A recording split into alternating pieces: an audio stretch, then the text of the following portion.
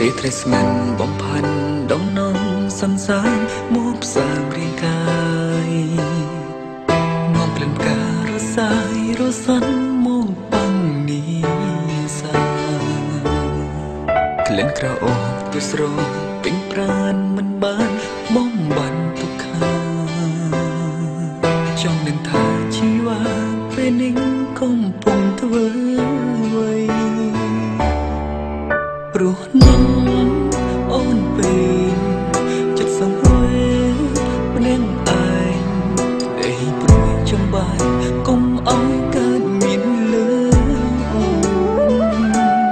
បងទូរស័ព្ទស្ដាប់សូរសៀងតើអូនគេហើយឬនៅទោះបីដឹងថាអាទិត្យយប់ជ្រៅចិត្តនៅអារម្មណ៍នឹងថ្លៃត្រឹមរាយរំជីវ៉ាគ្រាមួយថា Say good night សូមសុបិនល្អវាវេលានេះជាងបានទុំសងទាំងពួង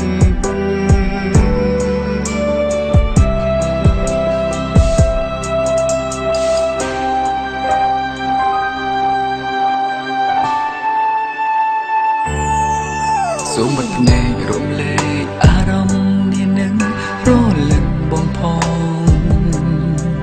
ក្នុងពេលនោះបងព្រួយបារម្ភអូនក្រុងវេលា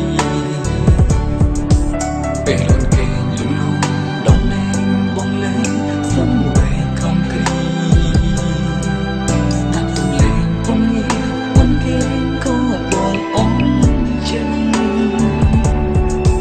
ព្រោះនឹងអូនពេលចិត្តសំវេម្នាក់ឯងក្តីព្រួយចំបាយកុំឲ្យកើតមានលើអូនបងទូរស័ព្ទសូរសៀងតើអូនគេ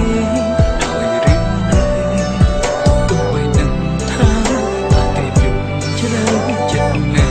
អារម្មណ៍ថ្លៃត្រឹមរាយរំជីវ៉ាគ្រាមួយថា Say good night ទុំសុបិនល្អ